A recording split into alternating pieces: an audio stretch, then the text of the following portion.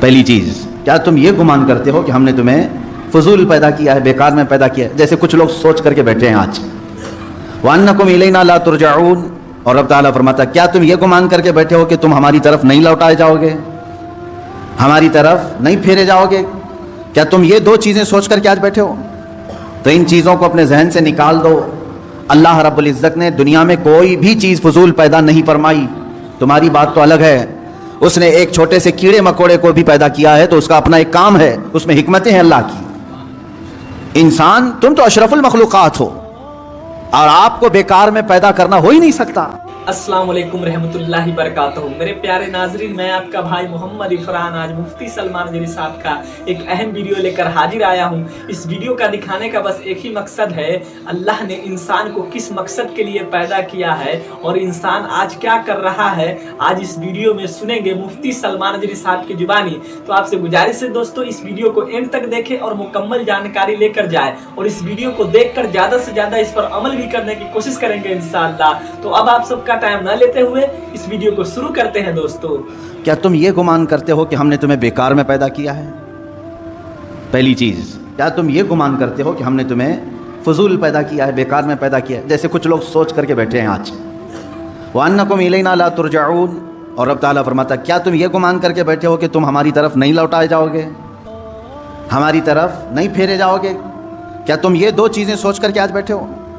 تو ان چیزوں کو اپنے ذہن سے نکال دو۔ اللہ رب العزت نے دنیا میں کوئی بھی چیز فضول پیدا نہیں فرمائی۔ تمہاری بات تو الگ ہے، اس نے ایک چھوٹے سے کیڑے مکوڑے کو بھی پیدا کیا ہے تو اس کا اپنا ایک کام ہے، اس میں حکمتیں ہیں اللہ کی۔ انسان تم تو اشرف المخلوقات ہو، اور آپ کو بیکار میں پیدا کرنا ہو ہی نہیں سکتا۔ اتنا بڑا دنیا کا عجوبہ ہے انسان کہ جسے سمجھتے سمجھتے آج دنیا ہزاروں سال کا سفر کر چکی لیکن اسے سمجھ نہیں سکی۔ مجھے یہ بتائیں، ترقیات کے اس زمانے میں جہاں ہر چیز بنائی جا چکی ہے لیکن دوسرا انسان پیدا کیا نہیں گیا۔ آج تک دنیا میں روبوٹ تو بنے ہوں گے لیکن تمہارے دلوں کے اندر جو فیلنگز ہے وہ کون ڈالے گا اس کے اندر؟ ایک دوسرے سے محبت کرنا یا نفرت کرنے کے جو جذبے ہیں یہ کون اس مشین کے اندر ڈال سکے گا؟ انسان کو تو اللہ تعالیٰ نے بیکار میں نہیں بنایا۔ یہ ایک ایسا عجوبہ ہے کہ دنیا کی ساری مخلوقات جتنی بھی اللہ رب العزت کی ہیں ان میں افضل اسے بنایا ہے۔ جب افضل چیز کو کوئی اس طرح سے بیکار میں نہیں چھوڑتا دنیا میں، تمہارے پیدا کرنے کا کوئی تو مقصد ہوگا، کیوں تمہیں دنیا میں بھیجا گیا ہے؟ پہلی چیز یہ ہے کہ بعض لوگ یہ گمان کر کے بیٹھے ہیں میں تو ایسے ہی بیکار میں پیدا کیا گیا ہوں۔ وَأَنَّكُمْ إِلَيْنَا لَا تُرْجَعُونَ، اللہ رب العزت فرماتا ہے کیا تم یہ سوچ کر کے بیٹھے ہو کہ ہماری طرف نہیں لوٹائے جاؤ گے؟ جو من میں آ رہا ہے وہ کرتے جا رہے ہو۔ کیا تمہارے ذہن میں یہ بات نہیں کہ مجھے ایک دن لوٹ کر کے اس بارگاہ میں جانا ہے جس نے مجھے پیدا کیا ہے؟ یہ دو چیزیں اگر کسی ذہن میں آ جائیں، میں سمجھتا ہوں کہ اس نے اپنی زندگی کی پوری نصیحت حاصل کر لی۔ پہلی چیز، اسے یہ معلوم ہو کہ میں کیوں پیدا کیا گیا ہوں۔ دوسری چیز، اس کے ذہن میں یہ یقین ہو جائے کہ مجھے لوٹایا جائے گا، مجھے لوٹایا جائے گا، ایک جگہ مجھے کھڑا کیا جائے گا، وہ آخری دن ہوگا۔ تو یہ دو چیزیں جس ذہن میں بیٹھ گئیں، نقش ہو گئیں، میں سمجھتا ہوں پھر مزید اسے تقریروں کی بھی ضرورت نہیں ہوگی، مزید اسے نصیحت کی بھی ضرورت نہیں ہوگی۔ اسی لیے میرے آقا صلی اللہ تعالیٰ علیہ وسلم نے ارشاد فرمایا کہ تمہارے درمیان دو نصیحت کرنے والے ہمیشہ رہیں گے، سمجھانے والے ہمیشہ رہیں گے۔ ایک قرآن پاک ہے اور دوسرے موت۔ موت تمہیں سمجھاتی رہے گی کہ ہر ایک کو لوٹنا ہے اللہ کی بارگاہ میں، ہر ایک کو پلٹ کر کے جانا ہے رب ذوالجلال کی بارگاہ میں۔ اور پھر بزرگوں نے یہ روایات میں بیان فرمایا، جس بندے کو یہ دو چیزیں سنوار نہیں سکی، تیسری کوئی چیز اسے سدھارے گی بھی نہیں۔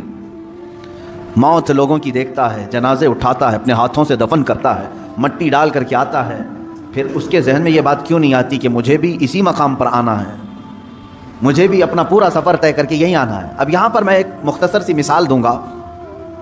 مجھے یہ بتائیں، ہبلی ریلوے اسٹیشن پر ٹرین رکی ہوئی تھی، کوئی بندہ جلدی سے چڑھ کر کے بیٹھ گیا ہے۔ ہم نے اس سے پوچھا کہاں جا رہے ہو؟ کہا پتہ نہیں ہے، معلوم نہیں ہے۔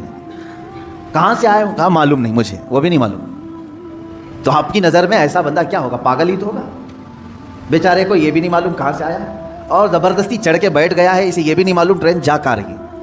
دنیا میں یہ دو چیزیں جسے نہیں معلوم اسے بیوقوف نہیں، مہا بیوقوف کہیں، جسے یہ معلوم نہیں کہ وہ کہاں سے آیا اور کہاں جا رہا ہے۔ سفر یوں ہی نہیں ہوتا، آپ ایک بس میں بھی بیٹھتے ہیں تو پوچھ کر بیٹھتے ہیں کہ کہاں جا رہی ہے۔ ہر ایک انسان کو اپنی منزل معلوم ہے۔ اے انسانوں، تمہیں اپنی اس پوری لائف کی ڈیسٹینیشن کیوں نہیں معلوم کہ تمہیں کہاں تک جانا ہے؟ تمہیں کہاں تک پہنچنا ہے؟ ایک بات تو قرآن نے ہمیں بتا دیا ہے کہ ہم آئے کہاں سے تھے؟ جنت سے آئے تھے، کیونکہ ہمارے باپ کا وطن ہے جنت. آدم علیہ السلام وہاں رکھے گئے تھے، وہ اتارے گئے دنیا میں، ایک لمبا سفر طے کیا. ہم دنیا میں آئے ہیں جنت سے، ہماری روحیں جنت سے آئی ہیں. ہمیں ہمارا اوریجن تو معلوم ہے کہ کہاں سے آئے ہیں، لیکن اکثر یہاں بھول گئے، غلط ٹرینوں میں چڑھ گئے، انہیں معلوم ہی نہیں ہے جانا کہاں ہے. آج اگر تم نے طے نہیں کیا کہ جانا کہاں ہے تو زندگی تمہیں ایسے چوراہے پر لے جائے گی جہاں تم گمراہ ہو جاؤ گے، تمہیں پتہ بھی نہیں چلے گا. اب مثال کے طور پر اور ایک بات میں بتا دوں، مسجد سے نکلتے ہی اگر تم نے ارادہ کر لیا کہ مجھے درگاہ حضرت سید فتح شاہ رحمۃ اللہ علیہ میں حاضری دینا ہے، مسجد کے قدم باہر نکالتے ہی تمہارا ارادہ ظاہر ہو گیا. تم نے یہ ارادہ کر لیا تو اب یہ تمہارا ارادہ تمہیں سیدھے اسی روڈ پر لے جائے گا جو درگاہ تک کی طرف جا رہا ہے. لیکن تم یوں ہی اندھا دھند چلتے رہے، کہاں جانے کا سوچا ہی نہیں. تو مسجد سے باہر نکلنے کے بعد کیا کرتے ہو؟ ہوٹل میں گھس گئے، دکان میں کھڑے ہو گئے، کسی شو روم میں چلے گئے، دوستوں سے بات چیت کرتے رہے، شام ہو گئی. کیونکہ ارادہ ہی نہیں تھا جانا کہاں ہے. تھک گئے تو سونے کا بستر ڈھونڈ لیا. اتنا ہی ہوگا. تمہاری لائف میں بھی یہی ہے میرے عزیز. زندگی اسی طرح ہے کہ تم نے اگر آج طے نہیں کیا کہ ہمیں جانا کہاں ہے تو اسی طرح بھٹکتے رہو گے، کبھی پان کی دکان، کبھی ہوٹل کی چائے کی کٹے، اور یہ تمام چیزیں تو ٹھیک ہے، لیکن انسان ایسا بھٹکتا ہے کہ اسے پتہ ہی نہیں چلتا کہ مجھے کس جگہ پر کھڑا ہونا ہے. آج یہ طے کر لو کہ میری منزل اللہ کی جنت الفردوس ہے. جب تم نے یہ طے کر لیا تو تمہارا یہ ارادہ ٹھیک تمہیں اسی راستے پر چلائے گا. انسان کا مضبوط ارادہ اسے اس کے راستے پر لے آتا ہے، اللہ کی ہدایت بھی ہو. لیکن سوچا ہی نہیں، کبھی آج تک سوچتا ہی نہیں میں کہ مجھے جانا کہاں ہے، یہ معلوم نہیں. پوچھو پکڑ کر کے کسی کو، روزانہ صبح ہو رہی ہے، شام ہو رہی ہے، صبح ہو رہی ہے، شام ہو رہی ہے، زندگی کا سفر کٹ رہا ہے، یہ کہاں تک جائے گا؟ اکثر تو یہ کہیں گے جیسے چل رہا ہے چلنے دو، ہمیں کیا معلوم کہاں تک یہ زندگی لے جائے گی. میرے عزیزو، زندگی کہاں لے جائے گی؟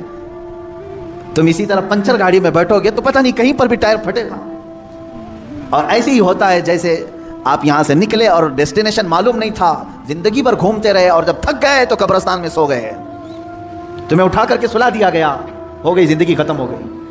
لیکن وہ بندہ جسے اپنا ڈیسٹینیشن معلوم ہے، جسے اپنی منزل معلوم ہے، جسے اپنا گھر معلوم ہے، وہ بھٹکتا نہیں، اسی راستے پر چلتا ہے. میرے پاس ٹائم کم ہے، مجھے جانا یہاں تک ہے. وہ تیزی سے دوڑتا ہے، یا سواری ملے تو اس پہ سواری پہ بیٹھ جاتا ہے.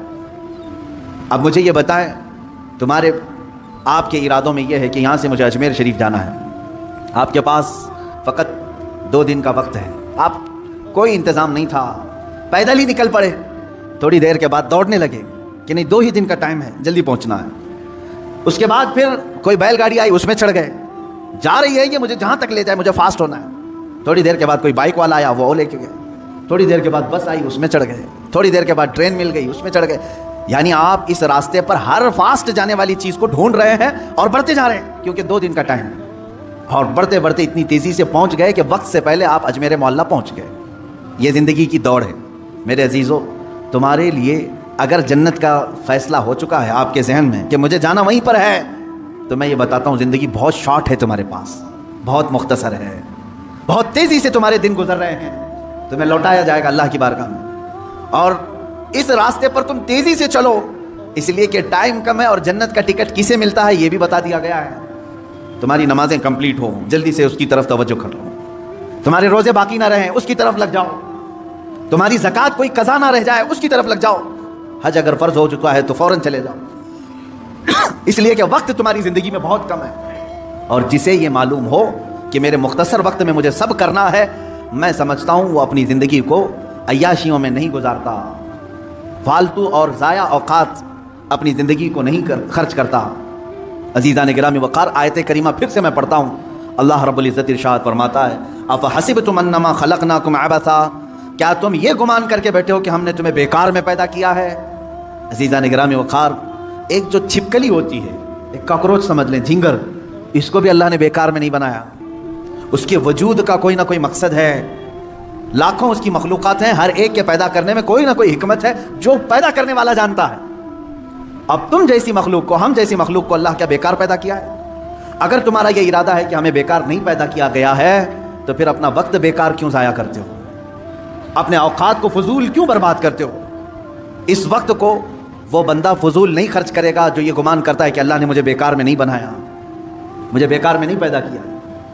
اے عزیزو، اللہ تبارک و تعالیٰ نے مقصد زندگی بھی ہمیں دوسری جگہ پر بیان کر دیا کہ تمہیں پیدا کرنے کا مقصد کیا ہے.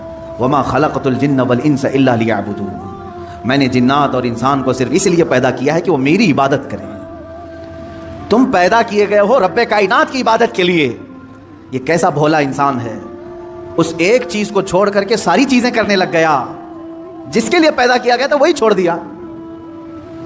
یہ ایسے ہی اس کی مثال ہے کہ ایک چرخہ جو ہوتا ہے مشین، کپڑے سینے والی مشین، کس کام کے لیے ہوتی ہے؟ کپڑے سل کر کے دے. لیکن وہ مشین جو ہے ایڈوانس بن گئی اس زمانے میں. وہ پریس کر کے بھی دے رہی ہے کپڑا، پریس کر کے بھی دے رہی ہے، کپڑے کو طے کر کے بھی دے رہی ہے، کپڑے کو دھل کے بھی دے رہی ہے. ایڈوانس ہو گئی. سلائی مشین کی بات کر رہا ہوں میں، فار ایگزامپل میں مثال بتا رہا ہوں. پریس کر کے بھی دے رہی ہے، دھلائی کر کے بھی دے رہی ہے، طے کر کے بھی دے رہی ہے، سکھا کر کے بھی دے رہی ہے. لیکن ایک کام نہیں کر رہی ہے، کپڑا نہیں سل پا رہی ہے. کپڑا سل نہیں پا رہی ہے. تو آپ کیا کہیں گے پھر اس کو سلائی مشین کیوں کہہ رہے ہیں؟ یہ تو دھلائی مشین ہوئی نا، یہ تو پریس کرنے والی ہوئی نا. یعنی ایڈوانس سارے کام کر رہی ہے، لیکن جس کام کے لیے اس کو سلائی مشین کہا جا رہا تھا وہ کام نہیں کر رہی ہے، سل نہیں پا رہی ہے. سیم یہی مثال کچھ انسانوں کی ہے. یہ سارے کام کر رہا ہے دنیا میں، بہت سارے کام کر رہا ہے. لوگوں کا دل رکھنے میں صبح سے شام کر دیتا ہے، شام سے صبح کر دیتا ہے، پھر بھی لوگ اس سے راضی نہیں ہو پاتے. وہ اپنے گھر بنانے میں اتنا مصروف ہے کہ خون پسینہ ایک کر چکا ہے. وہ اپنی دکان سجانے کے لیے اپنے کمر توڑ چکا ہے. سب کر لیا، لیکن جس کام کے لیے بنایا گیا تھا وہ عبادت وہی نہیں کر پا رہا ہے، اسی چیز میں غافل ہے. اسی لیے میرے عزیزو، جو انسان اپنا مقصد زندگی بھول جائے اس کی ایک ہی اس کا انجام ہے، اس کا ایک ہی رزلٹ ہے. مثال کے طور پر میں اپنے گھر واشنگ مشین لایا کپڑے دھلنے کے لیے. کس کام کے لیے؟ کپڑے دھلنے کے لیے. لیکن اب وہ کپڑے دھلنا چھوڑ چکی ہے. ریپیئر کرایا پھر بھی ریپیئر نہیں ہو رہی. آخر کام کیا بچا؟ اس کو کباڑ خانے میں ڈالنا ہے، بھنگار میں ڈالنا ہے، اسکریپ. جس کام کے لیے میں مشین لیا تھا وہ نہیں کر رہی ہے، اس کا صرف ایک ہی کام ہے، اسکریپ. کیونکہ دوسرا خریدتا بھی نہیں. ٹوٹی ہوئی مشین کو، بیکار مشین کو خریدتا بھی کوئی نہیں، اسکریپ میں جائے گی. یاد رکھ لو، جس مقصد کے لیے تمہیں اللہ نے بنایا عبادت، اگر اس میں کامیاب نہیں ہو سکے تو اسکریپ کا اڈا جہنم ہے، وہی ڈالا جائے گا. یہ بیکار کی تمام چیزیں وہیں پر ڈال دی جائیں گی. جنہوں نے اپنے آپ کو تباہ کیا، اپنے آپ کو برباد کیا، ان کا ٹھکانہ دوزخ ہے.